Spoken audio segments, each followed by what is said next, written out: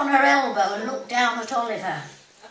He lay on his back, hands clasped across his chest. Her expression softened. He looks like a dead pharaoh, she thought. Dignified, aloof. His eyes were shut, not even a tremor of his eyelids. She studied his face for returning life. Was he just pretending to be asleep? Doreen fell back against her pillows. So far, sex was a washout, non-existent.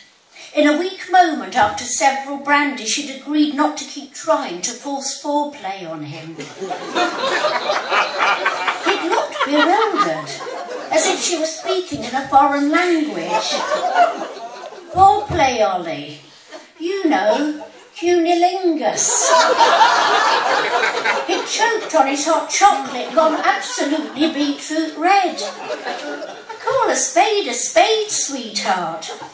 You can call a spade what you like, Doreen, but I'd rather you kept it clean, he said. Most men find mucky talk an aphrodisiac, she said. Then I'm not most men. No, he wasn't like most men. With Oliver, the harder she tried, the more unwilling he seemed to be to get to grips with her. And yet, she reasoned, with some higher deity floating in the region of the bedroom ceiling, so much of her strained to be got to grips with. There had been that awkward evening on board the Artemis when she'd gone to his cabin. He'd half opened the door and peered out at her. Doreen, I'm afraid I'm still in my pyjamas. Well, as long as you're not in the nude. She'd pushed past him and walked in. I can't get this bloody necklace clasp undone. I'll put my dressing gown on, he'd said. Don't be silly, you're not the first man I've seen in his gym jams. She turned her back on him and held up her hair. To her dismay, he'd been nimble-fingered. She'd hoped he'd fumble with the tiny clasp, and that fumble would develop into an excitable tussle between them. There, Doreen, he said, holding the necklace out to her. My hero, she said, rather bitterly. She wound the beads around her fingers before tossing them onto his bed. Glimpsing her reflection in the full-length mirror, she'd smiled. Who was that confident, dynamic woman with the satin of her cocktail dress creased alluringly across her hips? She turned and kept her gaze locked into his as she crossed the cabin towards him.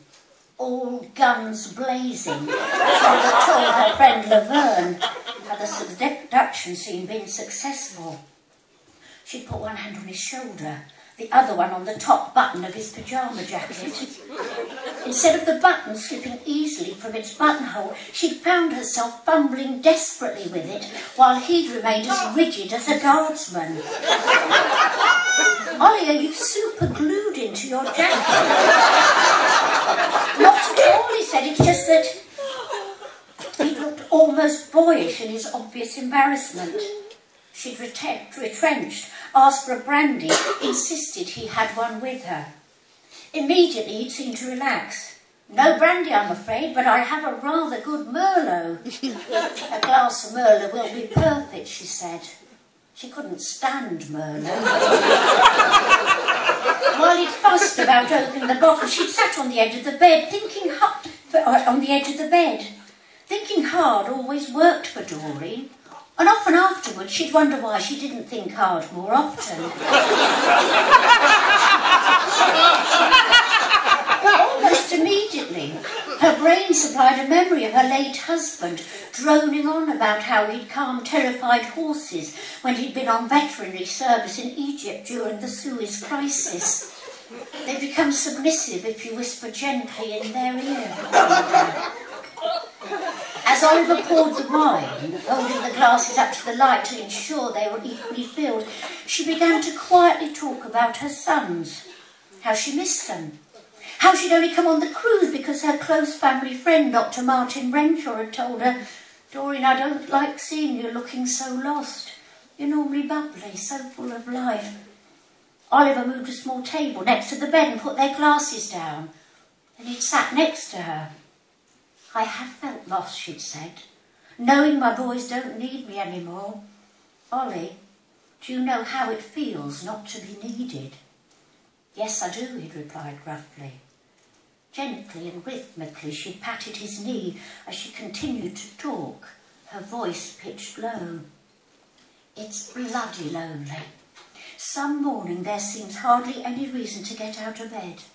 Everyone's getting on with their own lives, and it's just Billy Muggins left high and dry." "You're absolutely right," he said. "My feelings exactly." He touched her hand. She let her fingers link with his. "We're a sad duo," she said. "We are indeed, Doreen." Doreen felt the warmth of his shoulder as his body slightly relaxed against her. He squeezed her fingers. She squeezed back. The cabin was silent, not even the sound of their breathing. She let go of his hand and gave his knee a reassuring pat, but this time she let her hand rest just a little higher up. "Oh, Ollie," she said. "Oh, Doreen." At any moment he would be on his feet, telling her it was getting late, that they both want to be fresh in the morning. It was now or never. She pretended to reach for her wine glass. Instead, she turned towards him, thrusting her hand under the hem of his pyjama jacket and into the warmth of his flies. He couldn't have reacted more violently. Bucking like a maddened bronco. Arms flailing, he leapt to his feet, leaving Doreen to fall sideways into the void his body left behind. From a prone position at the foot of his bed, she saw him rushing towards his cabin door, as if his pants were on fire. With restless solemnity, he swung the door open. "Doreen, will you please go back to your cabin?" She got to her feet and smoothed down her skirt. "But why? You don't seem to comprehend that I'm a broken man." "But I'm trying to mend you, pet." "Attempting to assault me will not help. I was just giving you the green light. I'd rather we stayed at red for the time being." That, for the time being, had held out a ray of hope. The light at least shifting to amber,